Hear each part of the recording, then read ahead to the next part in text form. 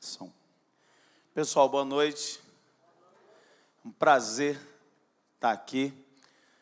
Eu não sei se eu contei isso para o pastor Cadu, mas eu por pouco não me tornei um pastor metodista. Eu estava pastoreando uma igreja em Campo Grande, na zona oeste do Rio de Janeiro, nós somos cariocas, e a igreja estava numa fase de transição. E eu até recebi um convite, mas, enfim, não foi a vontade de Deus, eu me tornaria um pastor metodista. Eu fiz a minha convalidação no Bennett, que é metodista, né?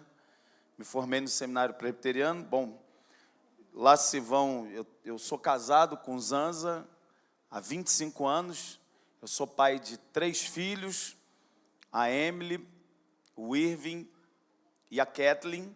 A nossa mais nova tem 17 anos, a nossa mais velha tem 28, acho que é isso, né? 28.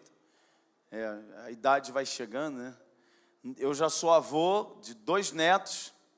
Eu tenho um neto de 5 anos, eu tenho uma neta de 3 anos. Eles moram fora do Brasil, mas a gente toda hora se vê. E estou no ministério há 17 anos. E eu vou, antes de ler a palavra, eu vou dizer como é que eu cheguei até Bom Jesus do Norte. Houve um período da minha vida, eu tinha terminado de pastorear uma igreja por 6 anos, e aí eu tinha um desejo de fazer um mestrado nos Estados Unidos. E como nós temos família lá, aí eu juntei tudo que eu tinha, eu vendi a preço de banana e fui embora para os Estados Unidos. Nós morávamos em Boston. E aí, nessa época, eu percebi, com coisa de, 3 para 4 meses, que o mestrado não ia sair. E que Deus tinha alguma coisa comigo lá. E realmente Ele tinha. Eu tinha saído para os Estados Unidos muito doente, ministerialmente falando. Porque às vezes você não percebe. Mas às vezes você está na guerra espiritual, e na guerra espiritual você começa a apanhar. Porque o mundo espiritual ele é uma guerra. E não pensa você que você vai passar imune disso, não. Jesus disse que aquele que quisesse ser discípulo dele, deveria negar-se a si mesmo, pegar a sua cruz e guerrear, ir para frente. E eu me lembro que quando eu fui para lá, eu estava muito doente, cansado ministerialmente. Como eu disse, hoje eu tenho 17 anos de ministério. E eu fui para lá. Quando eu cheguei lá, um amigo me indicou uma igreja. E bem resumidamente, eu tive outra decepção nessa igreja, espiritualmente falando. E aí eu me lembro que eu fui dar aula num seminário. Eu dava num seminário chamado Boston Theological School. Era um centro interdenominacional para a formação de pastores brasileiros em Boston. E eu me lembro que, nesse período, eu fui convidado para pastorear uma igreja em Nova Jersey. E ali foi o epicentro da minha crise ministerial. Quando eu cheguei lá nessa igreja, era uma igreja tão bonita quanto essa, só que o estilo lá era diferente. A igreja era como um castelo, literalmente, era toda de pedra. Era aquele tipo de igreja que tem um órgão de tubo que vai até o céu, enorme. Uma igreja toda cheia de paramentos, de toga, estola, aquela coisa toda. E eu fui convidado para ser pastor dessa igreja. E quando eu cheguei lá, eu falei que eu queria conhecer a igreja. Mas uma das coisas que me marcou a mim, a minha mulher e a minha filha menor, é que aquela igreja, ela era bonita por fora e morta por dentro. O membro mais jovem daquela igreja tinha 65 anos. Não tinha uma criança na igreja, não tinha um adolescente, não tinha um jovem. Não que a gente tenha contra as pessoas que têm 65 anos, não é isso. Mas se você não vê criança e jovem e adolescente dentro de uma igreja, alguma coisa de muito grave está acontecendo. E aquela igreja, ela estava morta.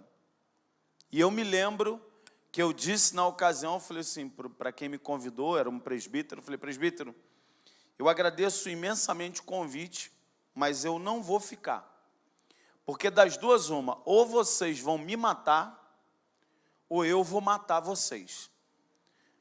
E eu me lembro que eu vivi uma grande experiência com Deus, e ali foi onde eu comecei a sofrer dores de parto pela igreja.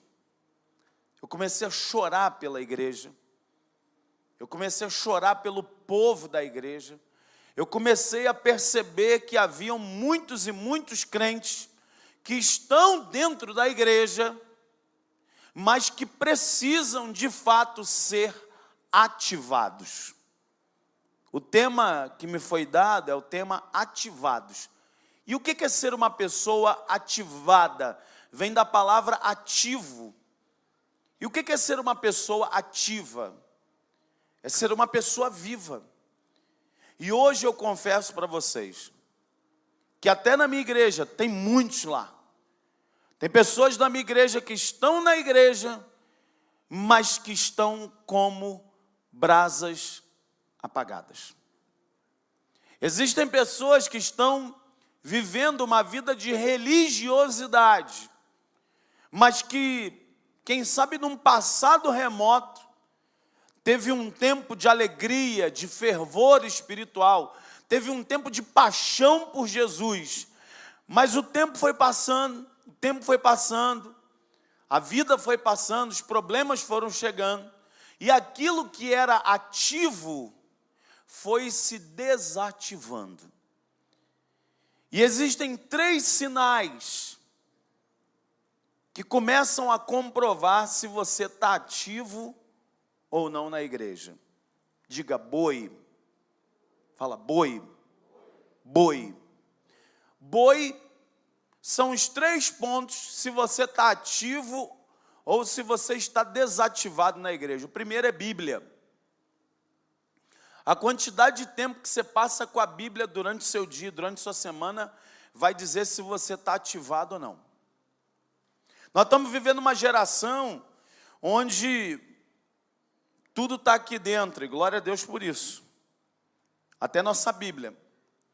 Só que hoje nós estamos vivendo um tempo de desperdício. Nós estamos vivendo um tempo de desperdício de energia, um tempo de desperdício de água e um tempo de desperdício de tempo. As pessoas estão desperdiçando energia, as pessoas estão desperdiçando água potável, mas elas estão desperdiçando um ativo que não volta nunca mais, que é tempo. Um dia desse você tinha 18 anos, hoje você tem 40. Daqui a pouco você tem 60. Quando você piscar, você está com 70. Quando você menos perceber, e se Deus permitir, você está na casa dos 80. E o fato é, o que é que você está fazendo com o seu tempo em relação à Bíblia? Hoje as pessoas estão gastando uma hora preciosa. Ela pula do Face para o Insta, do Insta para o WhatsApp. Aí do WhatsApp ela volta para o Face, do Face ela vai para o Insta. Daqui a pouco ela está vendo um canal, um tutorial de maquiagem. Do tutorial de maquiagem ela vai ver um negócio, aí ela pula para um outro negócio. Você nem está percebendo. Mas o teu tempo, ele está sendo desperdiçado. Outra coisa que está atrelado a isso é o ó do boi, que é a oração. A oração, me parece que em muitas igrejas, e nessa igreja que eu fui convidado para pastorear em Nova Jersey, era apenas uma mera teoria. A gente fala de oração, a gente sabe que oração é importante, a gente conhece os textos ligados à oração, mas a gente ora muito pouco. A verdade é essa. Bíblia, oração. Quer ser ativado, quer ser ativo, quer pegar fogo, quer viver a novidade de Deus, quer influenciar uma geração, volte-se para a Bíblia já. E aí eu vou te dar um exemplo, vou fazer um paralelo com a sua academia. É a mesma coisa. As pessoas querem barriga tanquinho, mas elas só querem pagar a mensalidade, elas não querem ir para o raio da academia. As pessoas querem a barriga tanquinho, as pessoas querem viver um projeto verão, quer estar malhadão, quer estar sarado, quer estar com tudo em cima, mas as pessoas pensam que pelo simples fato delas irem lá e fazer uma inscrição na academia, a barriga dela vai começar a murchar sozinha. Não funciona. Não existe isso. A mesma coisa em relação à Bíblia, a mesma coisa em relação à oração. Não adianta você começar a cantar aqui, o teu olhar é como fogo, a tua voz é como um trovão. Eu anotei a primeira música ali, não conhecia, eu vou cantar na minha igreja. Você está chamando a glória de Deus, você tem ideia do que você está chamando? Chamar a glória de Deus é algo tremendo. Eu vim da macumba, eu odiava crente. O meu filho do meio, ele foi apresentado escondido de mim, pela minha mulher na Assembleia de Deus, que foi onde ela foi criada. O meu sogro é presbítero da Assembleia de Deus, eu detestava crente. Então, só para você ter uma ideia, se eu soubesse que a minha mulher tinha entrado numa igreja crente, com certeza dava problema lá em casa. Mas um dia, uma mulher chamada Aurora, um dia essa mulher percebeu que eu e a minha esposa estávamos com crise conjugal. E ela, de uma maneira altamente estratégica, perguntou para mim, eu tenho um amigo meu para te apresentar, ele vai te ajudar. E na época, pensa num ser humano arrogante, prepotente, achando que sabia tudo da vida, era eu. Eu tinha cerca de 20 para 21 anos, eu tinha acabado de me casar, né? Só que o meu casamento, na mesma velocidade que eu casei, eu descasei. O meu casamento no primeiro ano foi parar numa delegacia de polícia. Agressão física de ambas as partes. E o meu casamento, com a mesma velocidade que subiu, ele caiu. E eu saí de casa, já tínhamos praticamente 2 filhos. Eu não era crente, eu não nasci em igreja. E eu me lembro que nesse período, essa mulher chamada Aurora, ela disse, Cleiton, eu vou te apresentar um amigo meu, e esse camarada, ele vai resolver o seu problema. E eu disse, olha, se é psicólogo, não me apresenta, que eu não estou interessado em saber. Falou, você confia em mim? Confio. Ela e o marido dela, o Carlinho. Então anota aí. Rua Silva Jardim, número 23, centro do Rio de Janeiro, domingo, 10 horas da manhã. Só que tinha um detalhe. Na época eu era corretor de seguros, da Bradesco Seguro, eu trabalhava no centro. E eu sabia que no centro do Rio de Janeiro, domingo, 10 horas, não tem lugar bom, só tem coisa ruim lá. Porque o local fica deserto e surge tudo que é tipo de gente ruim. Prostituta, bandido, coisas dessa natureza. E eu disse, gente, quem é o amigo dessa mulher que ela quer me apresentar? Eu não sabia, mas essa mulher estava orando por mim. E eu me lembro que no dia eu peguei um ônibus com 1 hora de duração. Quando eu cheguei lá, e eu conferi o endereço, e eu vi que era uma igreja, eu fiquei com ódio dessa mulher. Eu disse, cara, será que ela não sabe que eu não vou à igreja crente? Que eu detesto crente, eu não gosto de pastor. Para mim, pastor é tudo ladrão. Era assim que eu pensava. Mas aí, já que eu estava lá, eu decidi entrar. E eu me lembro que eu sentei lá naquele último banco, igual vocês estão aí atrás, no último banco. Porque eu já sentei perto do último banco e perto da porta. Porque se o pastor falasse alguma gracinha, que eu achasse que para mim não estava bom, na minha arrogância, era por ali mesmo que eu já saía, eu metia o pé. Porém, nunca duvide de um joelho dobrado. Nunca duvide do poder da oração que queima no altar. Essa igreja, na época tinham 3.000 membros, era uma igreja gigantesca. A Catedral Presbiteriana do Rio de Janeiro. Eu sentei no último banco, do último, bem perto da porta. Mas antes de eu entrar, eu me lembro que uma mulher muito gentil chamada Oliesi. Ela pegou um boletim da igreja e ela na recepção, e aí vai um conselho para você que trabalha no ministério de recepção dessa igreja, saiba de uma coisa, o teu ministério é a primeira carta de identidade dessa igreja. Até hoje, eu já estou com 17 anos de ministério, mas eu me lembro que essa mulher, Oliesi, ela olhou para mim, dentro dos meus olhos, eu estava com ódio, eu não queria estar ali. Ela me estendeu um boletim e disse: seja muito bem-vindo, aqui é a casa do Pai, pode entrar. Eu peguei aquele boletim e sentei no último banco, como eu disse, e quando eu comecei, sabe aquele dia que Deus marca o encontro e aquela pregação é exatamente para você? Quantos já sentiram isso aqui? Já sentiu, né? Está lotado de gente, mas fala assim, caramba, parece que essa pessoa estava lá dentro de casa. Nesse dia era o meu dia, nesse dia era o meu momento. E tudo que o pastor começou a falar do púlpito, ele começou a pregar sobre família, ele começou a falar sobre divórcio, ele começou a falar sobre sofrimento, ele começou a falar sobre dores da alma, era tudo que eu estava vivendo. Primeira coisa que eu pensei, eu falei para mim, Aurora sem vergonha contou da minha vida para esse homem. E eu achando que o amigo que ela tinha que me apresentar era o pregador. Era uma multidão, e tudo que aquele homem começou a falar, eu comecei a chorar. E eu chorei, a ponto de uma mulher me entregar um lenço, e eu constrangido que eu molhava o boletim, molhava minha calça, molhava o chão. E lá pelas tantas terminou o culto. Quem aparece? A Aurora. A Aurora aparece e disse, Cleidson, eu quero te apresentar o meu amigo. E eu disse, não precisa não, eu já conheci, ele estava ali. Você falou da minha vida para ele. Ele quem?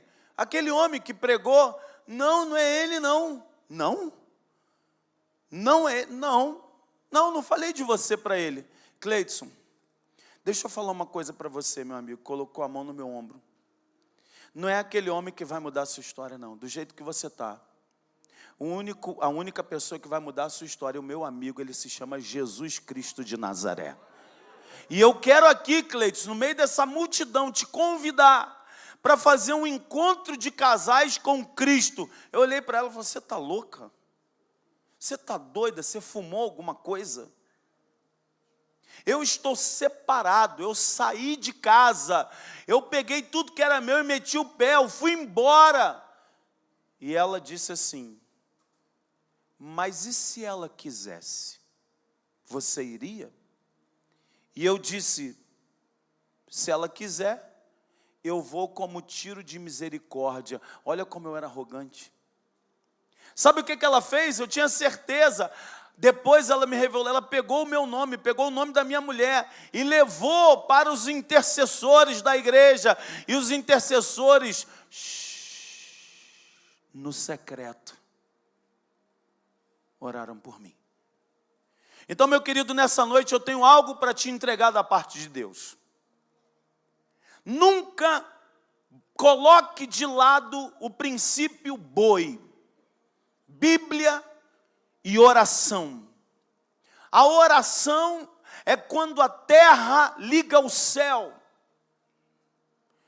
Mateus vai dizer o seguinte, que quando 2 ou mais estiverem reunidos e concordarem, isso é muito profundo, nós ligaremos na terra e nós ligaremos no céu. O que nós desligarmos na terra será desligado no céu.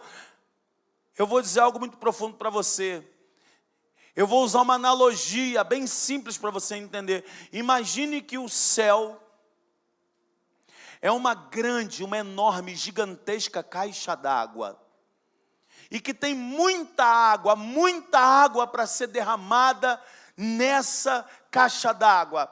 E essa caixa d'água está com muitíssima pressão. Pressão enorme. É necessário que alguém aqui embaixo abra a torneira. Abrir a torneira é quando você começa a orar. Enquanto você não abre a torneira, a água não desce, não jorra. Tem muita água de Deus para descer sobre esse lugar, mas enquanto você não se coloca no secreto, não busca o oculto do Pai, enquanto você não abre a torneira, tem uma grandeza de Deus retida no céu, e ela é ativada por nós. No momento em que você abre a torneira, dizendo, Pai nosso, acabou. Você abre a torneira e a água começa a esguichar, com muita pressão. Deus está querendo derramar muita pressão em cima de você nessa noite, para você experimentar o sobrenatural. E aqui eu quero voltar à minha situação. Eu fui para o encontro de casais, separado. Encontro de casal é um negócio muito legal, porque a primeira coisa que a galera faz é aquela festa. Os casais chegam, tem aquele negócio bonito, tudo enfeitado, lelele, papapá. Só que é o seguinte, eu odiava a minha mulher e ela me odiava. E aí a primeira coisa que o guia falou assim, então, segura na mão um do outro e sorriam.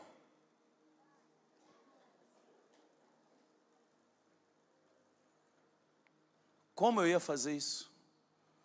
Ela não queria me ver nem pintado de preto, de branco, de amarelo. Só que nós fomos para esse ambiente de glória, onde o céu toca a terra. Resumidamente, sabe o que aconteceu? O derramar de Deus foi tão violento, foi tão poderoso, que naquele fim de semana eu fui atropelado pela carreta do Espírito Santo. E lá naquele fim de semana, isso em 1995, eu cheguei para o meu pastor e eu só dizia para ele, como é que eu faço para ser igual a vocês? Eu quero ser um Bíblia. Eu quero ser isso que vocês são. Como é que é? Onde é que eu me batizo? Em que água eu pulo? E ele ria, ele achava graça, porque eles sabiam que nós éramos um casal SOS, nós éramos um casal problemático. Eu era um problemático, eu era um torto, eu era um pecador imundo, eu era o tipo da pessoa que nem pro lixo merecia. Mas quem definiu o meu valor não foi a terra, foi o céu. E eu fui alcançado pela graça no sangue de Jesus. Então nessa noite, eu não sei se você está aqui como um crente desativado. Uma coisa eu tenho para te entregar. Se você voltar a orar, aquela pequena centelha que você não está dando nada, que você olha e fala assim, isso aqui já não aquece mais nada. Isso vai virar uma grande labareda dentro da tua vida, dentro da tua casa, em nome de Jesus. Boi, Bíblia, oração e igreja. O que é ser igreja? Igreja é isso aqui? Aliás, parabéns. Vocês têm um templo. Vocês têm uma construção muito bonita. Mas igreja é você. A igreja é você. Nós somos templos vivos de Deus. Isso é tão poderoso, sabe por quê? Você lembra quando Deus foi estabelecer as tábuas dos mandamentos? Deus estava lá em cima na montanha, ninguém podia chegar lá, sim ou não? Sim ou não? Ninguém podia nem tocar na montanha. Se um animal encostasse na montanha, ele era fulminado na hora, por causa da glória e da grandeza de Deus. Aí Deus chega para o servo dele e fala assim, ó, vem para cá e sobe, que eu vou falar contigo. E ele subiu. E mandou a lei, mandou a diretriz, mandou o ensinamento.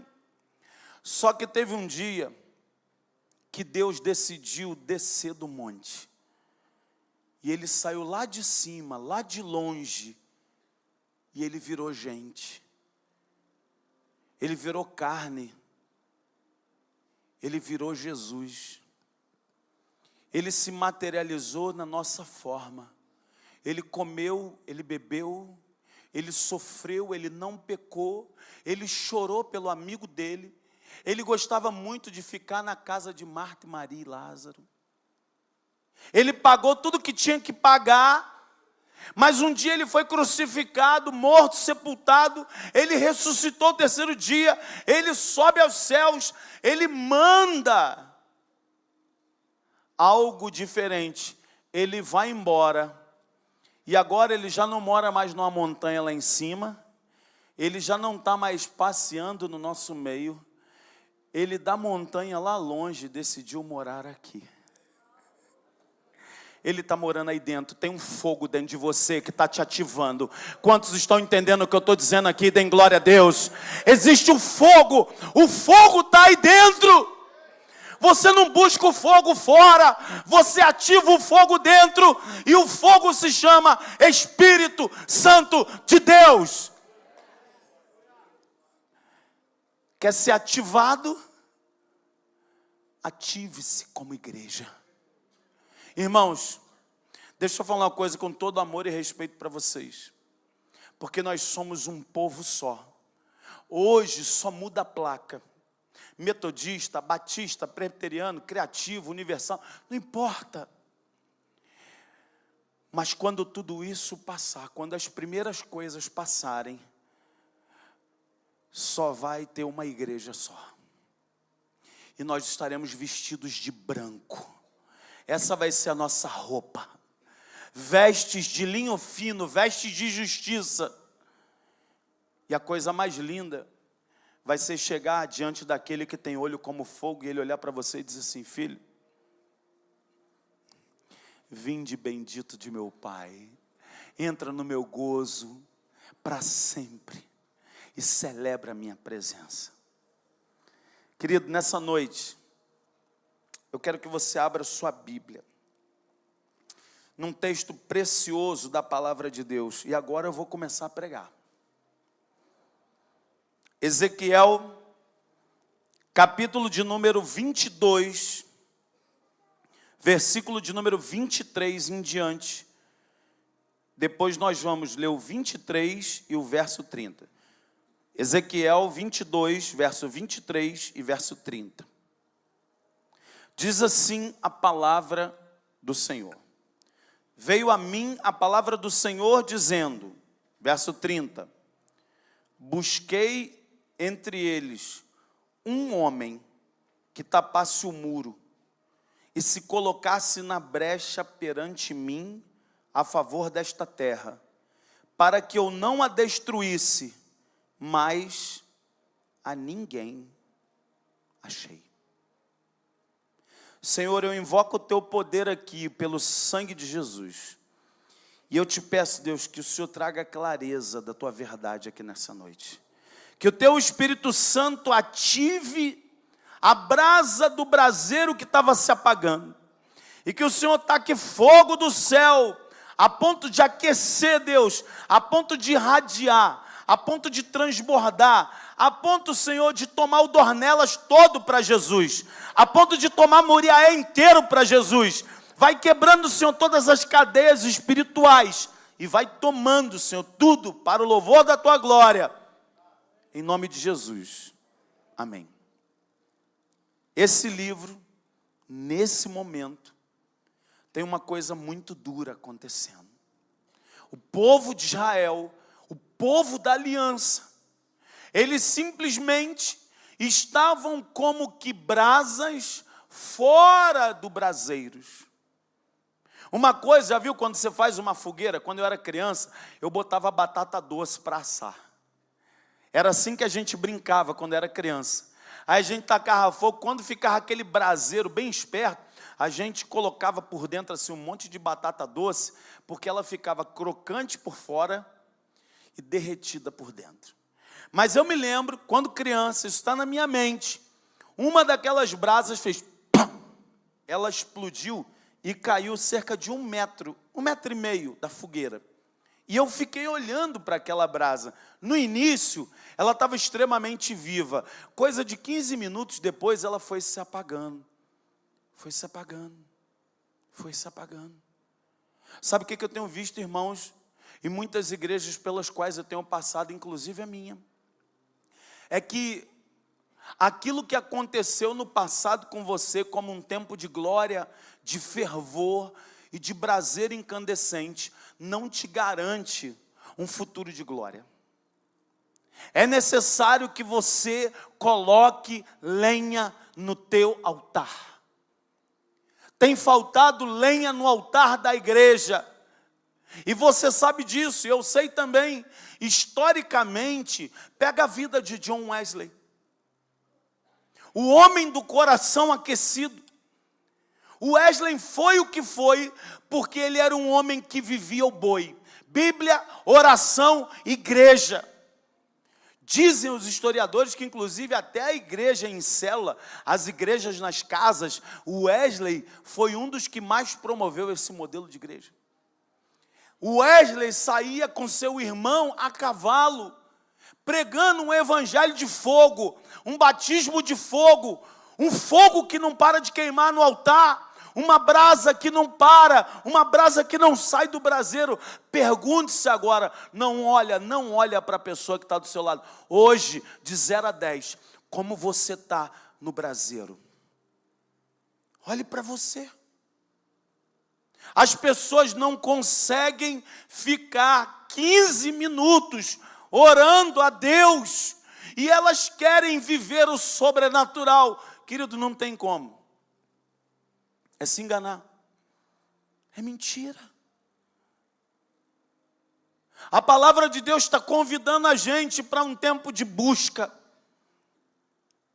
A gente está buscando um tempo onde os jovens venham para a igreja, os anciãos venham para a igreja e coloquem a cara do pó e comecem a chamar a glória de Deus. Chamar a glória de Deus. O Salmo 144, verso 5, se eu não estou enganado, ele diz: Senhor, rasga o céu e desce. Irmãos, a igreja precisa ter experiência com Deus do fogo. A minha igreja precisa viver isso. A sua igreja precisa viver isso. Você é a igreja. Não é igreja isso aqui não. Essa caixa nunca vai pegar fogo. Porque ela não tem alma, ela não tem espírito. Mas você tem. E o braseiro que tem que pegar fogo é você. Porque crente que não está pegando fogo não muda a vida de ninguém. Crente que não está pegando fogo não incomoda o inferno. Crente que não está pegando fogo não ganha alma. E nós fomos chamados para ganhar almas. Eu tive na casa de uma mulher, esposa de um coronel do corpo de bombeiro, um homem extremamente culto, crente.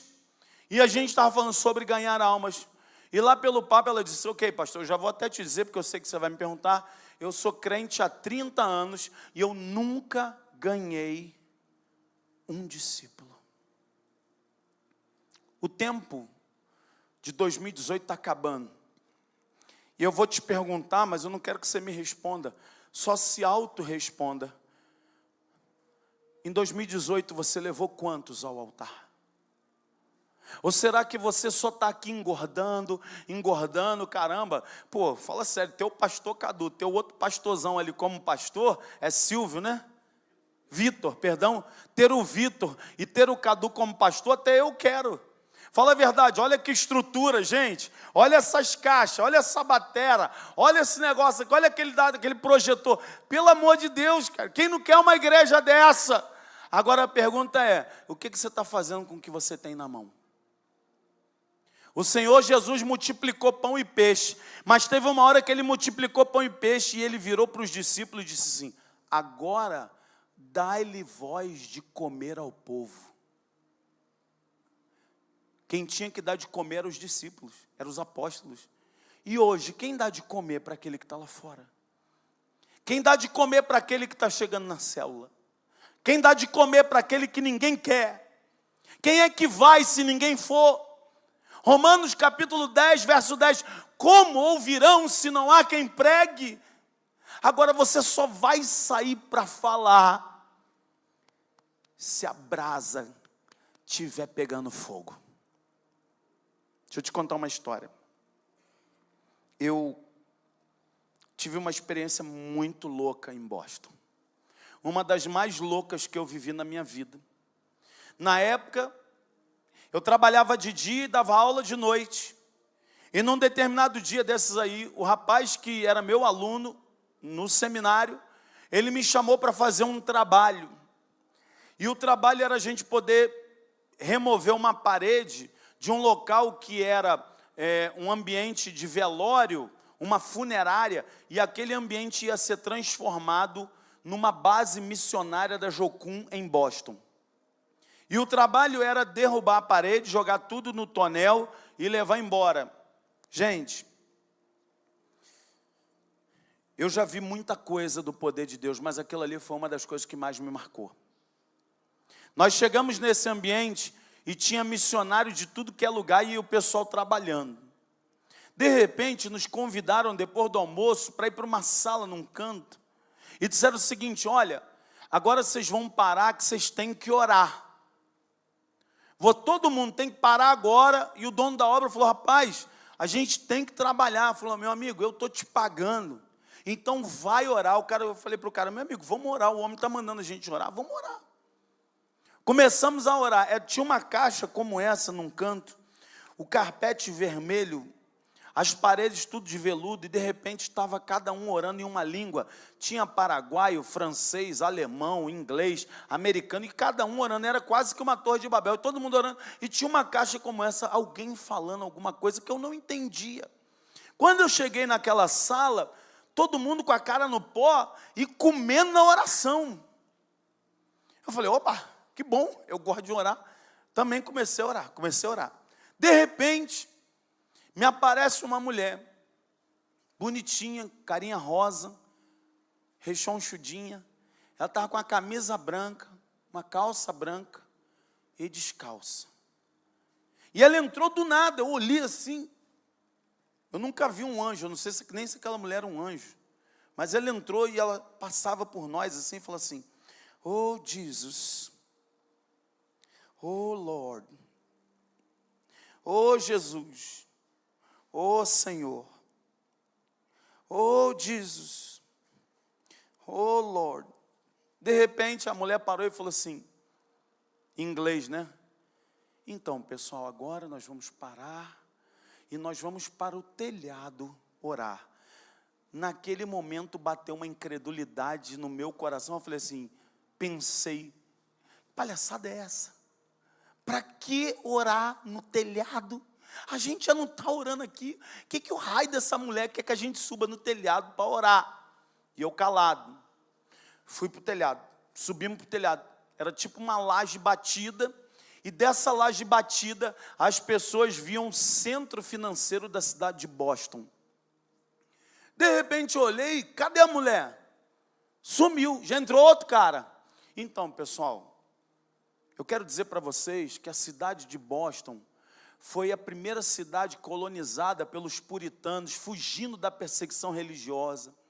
Mas a cidade de Boston agora ela se corrompeu com o pecado, com a prostituição, com o homossexualismo, com o lesbianismo, com traição, com quebra de alianças. E agora, assim como foi Jonas em Nínive, nós vamos orar pedindo arrependimento por essa cidade. Eu pensei, meu Deus, que ousadia.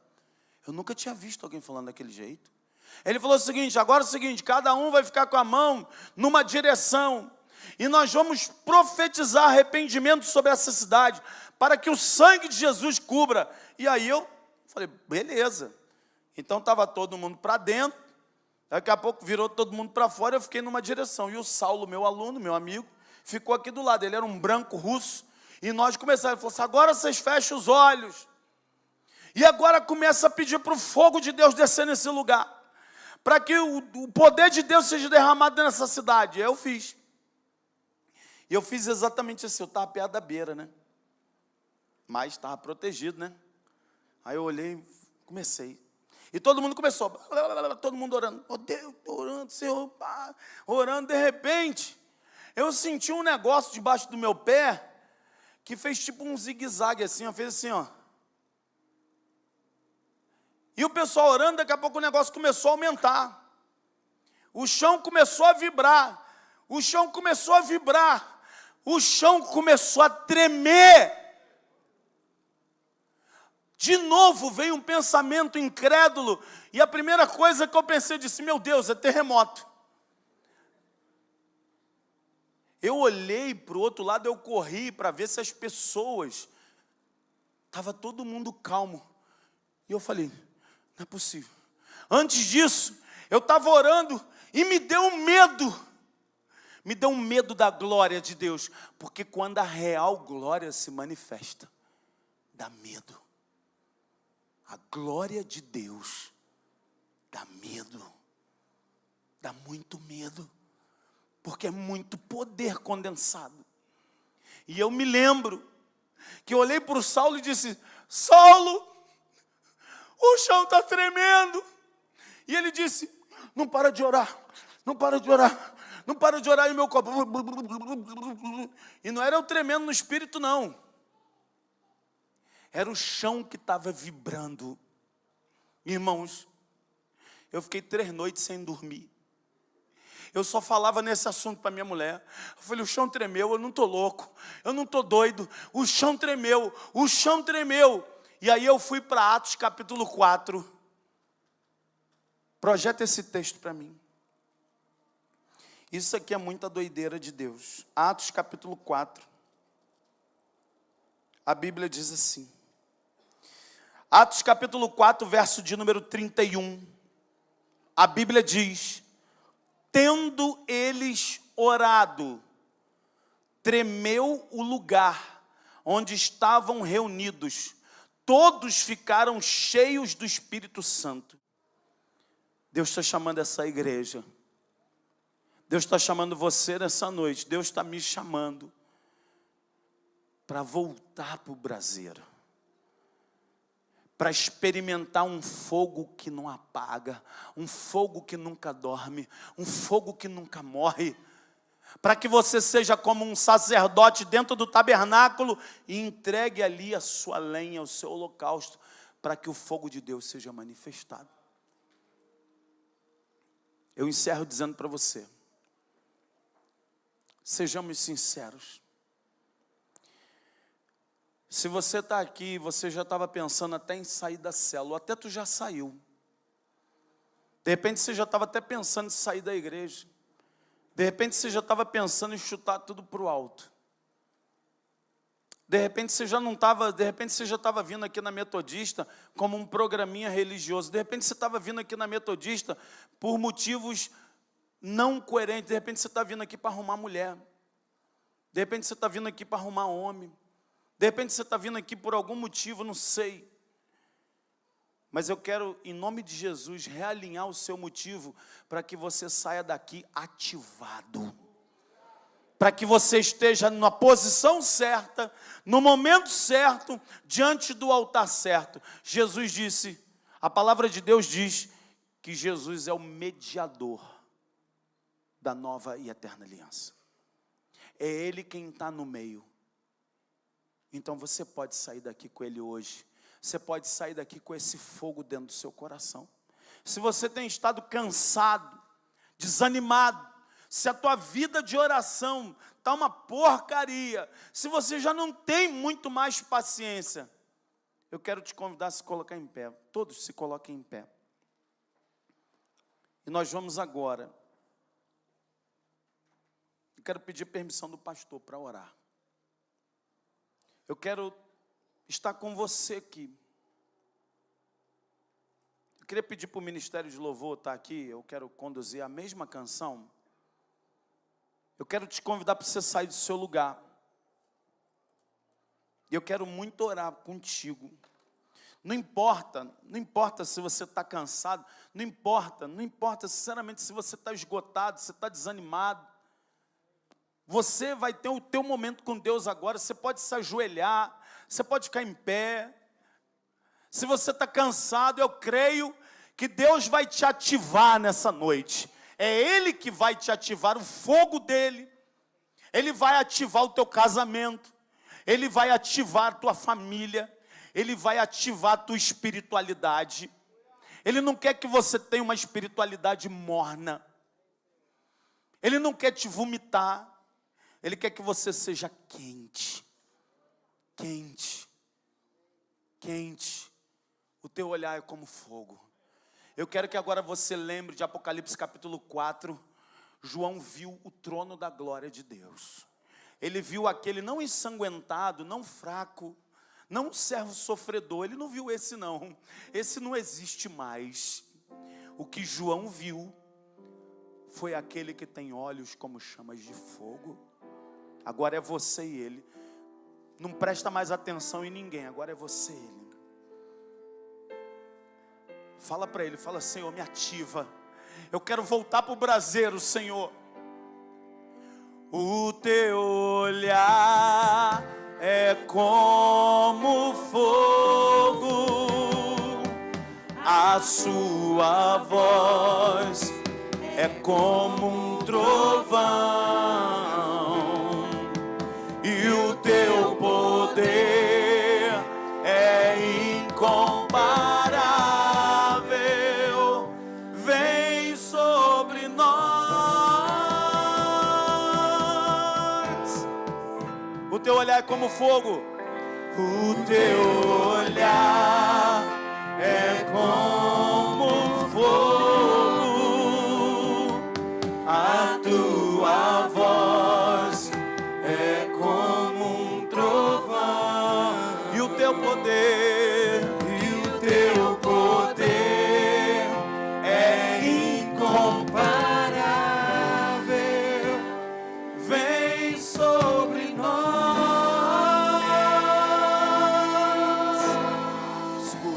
Segura, só mantenha. Começa a falar com ele agora.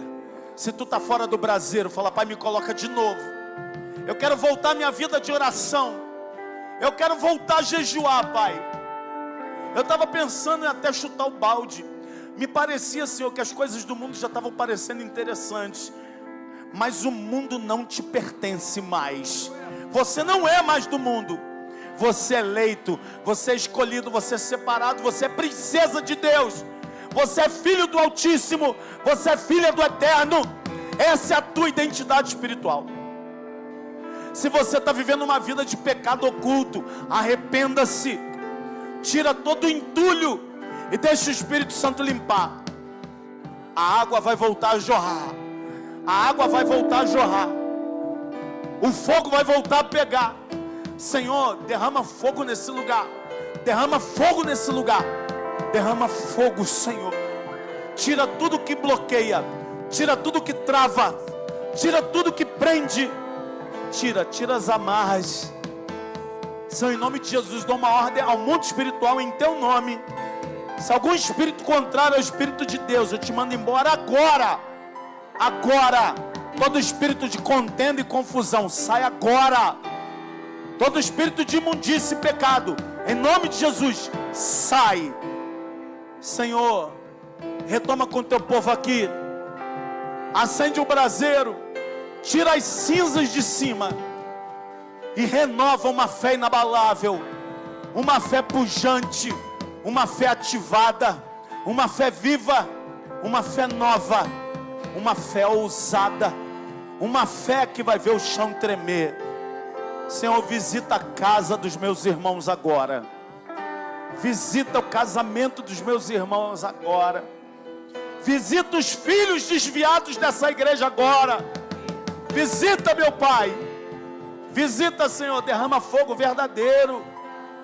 Não empolgação, mas o verdadeiro. Pai, levanta guerreiros e guerreiras para ajudar o ministério dos teus filhos aqui. Levanta, Senhor, homens e mulheres apaixonados por Jesus. Levanta, Senhor. Levanta, Senhor. Levanta uma geração de Josué e Caleb aqui dentro. Levanta, Senhor, a geração de Davi. Ó Pai, em nome de Jesus, derrama fogo do céu, Senhor, agora. Retoma. Santo, Santo, Santo, poderoso de Israel, o Deus de fogo está aqui. O Deus de fogo está aqui.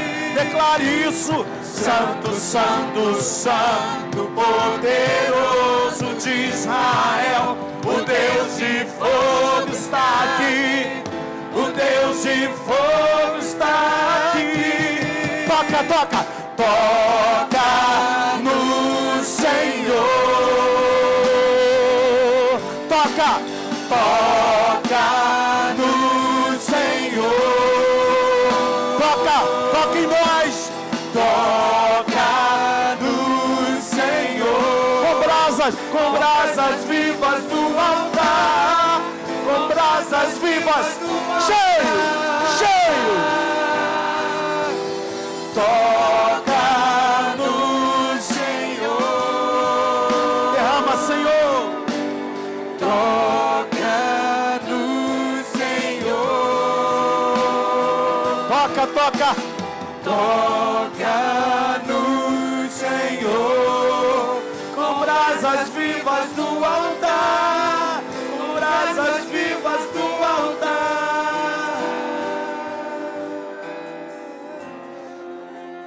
Dentro da sua mente e do seu coração agora. Repita comigo, dentro da sua mente, só dentro da sua mente. Senhor, eu quero teu fogo de novo, Senhor. Se eu tenho me sentido brasa fora do braseiro, eu estou me sentindo desativado. Mas, Senhor, coloca de volta no braseiro, coloca de novo no teu altar, Senhor, e reacende. Reacende a paixão da minha nova conversão. Reacende, Senhor, o tempo em que eu me converti. Reacende o tempo, Senhor, onde eu te buscava nas madrugadas. Reacende, Senhor, o tempo que eu chorava contigo sozinho. Reacende, reativa, retoma, Senhor. Toma essa igreja como um braseiro vivo e manifesta o poder da tua glória. Que todos digam amém. Amém. Que Deus te abençoe, querido. Que você seja aquele que se coloca na brecha. Que você volte a experimentar intimidade e comunhão com o Senhor. Em nome de Jesus. Amém.